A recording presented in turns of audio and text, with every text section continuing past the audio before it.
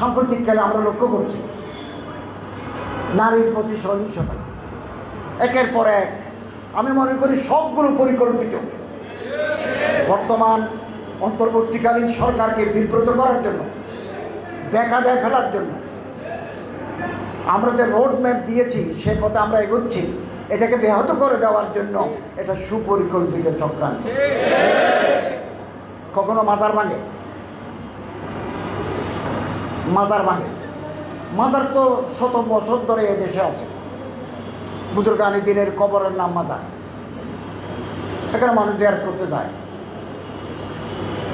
হযরত মাওলানা নুরুল ইসলাম অলিপুরি সাহেব বলেছেন, কবর জিয়ারত করা তো সওয়াবের কাজ, মাজারে গিয়ে জিয়ারত করা সওয়াবের কাজ। তবে কোনো বেদাত করা, কোনো শিরিক করা, কোনো অনৈতিক কার্যক্রমে অংশগ্রহণ করা হারাম। ভেঙে ফেলা সমাধান নয়, ভেঙে ফেললে আমরা বিব্রত হই। এবং প্রতি মাসে আমার কাছে গোয়েন্দাদের রিপোর্ট আসে, একেবারে সিলগালা করে আসে। এই এক মাসের ভিতরে কয়টা মন্দিরে ঢিল মারলো, কয়টা মাজারে পাথর মারলো, এগুলো সব রিপোর্ট আসে। কোন কোন জায়গায় কোন সংগঠনের কী তৎপরতা, রাষ্ট্রের জন্য কোনো হুমকি কিনা, এগুলো আমাদের কাছে গোপন প্রতিবেদন আসে। আমরা একটু অবাক হই। বারবার একের পর এক প্রবলেম। এখন শুরু হয়েছে নারীর প্রতি সহিংসতা, সাম্প্রতিককালে হয়েছে। নাবালিকা মেয়ে ধর্ষণ, আর একটু হলে তাকে ইফটিজিং করা, এগুলো শুরু হয়েছে। আমি হযরত উলামায়ে কেরামদের খেদমতে আবেদন করব, নারীরা আমাদের মা, নারী আমাদের বোন, নারী আমাদের কন্যা, নারী আমাদের স্ত্রী। তাদের প্রতি সমাজের কোথাও যদি কেউ কোনো দুর্বৃত্ত অসম্মান করতে চায়, সহিংস আচরণ করতে চায়, কঠোর হাতে তাদের বাধা দিতে হবে। সরকারের সহযোগিতা নিয়ে, ল এনফোর্সিং এজেন্সির সহায়তা নিয়ে এই দুর্বৃত্তকে আইনের আওতায় আনার জন্য আপনাদের মাঠে ময়দানে কাজ করতে হবে।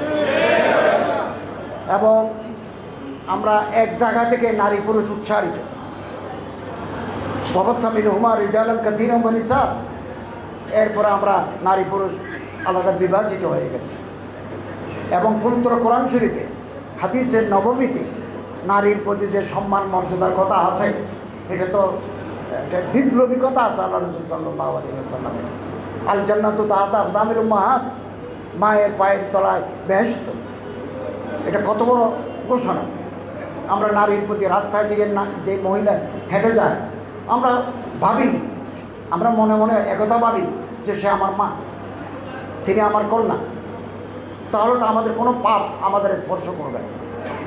এবং ইসলামের মূল বাণী, রমজানের তাকওয়া, কোরআন এবং হাদিসের বাণী আমরা সমাজের তৃণমূল পর্যায়ে, একেবারে from state craft to the grassroot level, একেবারে সচিবালয় থেকে শুরু করে একেবারে গ্রাম পর্যায় পর্যন্ত যদি আমরা ইসলামের এই দাওয়াত, এই চেতনা ছড়িয়ে দিতে পারি, আমাদের সমাজ ইনশাআল্লাহুল আজিজ একটা আলোকিত সমাজ হতে বেশি দিন লাগবে না। সম্মানিত হাজরিন, আমরা জানি রাসূল করিম সাল্লাল্লাহু আলাইহি ওয়াসাল্লাম বলছেন, কেউ যদি 3টা মেয়ে অথবা 3টা বোন অথবা 2টা মেয়ে অথবা 2টা বোন লালন করে, মান আলা সালাসা বানাতিন আও আখওয়াতিন আও বিনতাইনি আও উখতাইনি আও খালাতাইনি আও আম্মাতাইনি, যে বড় করলো, ভাত খাওয়ালো, কাপড় দিল, ফাআদ্দাবাহুন্না, তাদেরকে বিদ্যা শিক্ষা দিল, ফাযাওয়াজাহুন্না, তাদেরকে বিয়ে দিল, ও আহসানা ইলাইহিন্না, তাদের সাথে সারাটি জীবন ভালো ব্যবহার করলো, ফালাহুল জান্নাহ, বেহেশত তার জন্য গ্যারেন্টি। আল্লাহ রাসূল এগুলো করে দেখিয়েছেন আমাদেরকে, থিওরি মার্চ উইথ প্র্যাকটিস। অতএব আমরা হযরতের এই বাণীগুলো আমরা ছড়িয়ে দেব।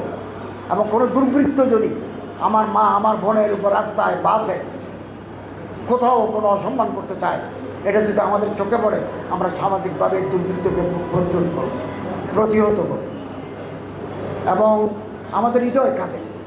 এটা ছোট্ট বালিকা যখন সিএমএইচে আর্তনাদ করে বেহুশ থাকে, বাঁচা মরার সম্ভাবনা 50-50 হয়, আমাদের খুব দুঃখ লাগে।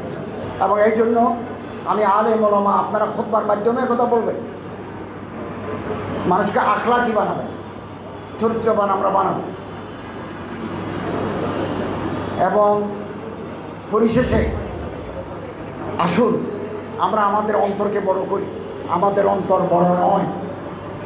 We have been confined within hour selves. আমরা আমার সংগঠনের ভিতরে আমি আবদ্ধ, আমি আমার দলের ভিতরে আবদ্ধ। আমি আমার পীর সাহেব ছাড়া পৃথিবীর আর কোনো পীর সাহেবকে পছন্দ করি না।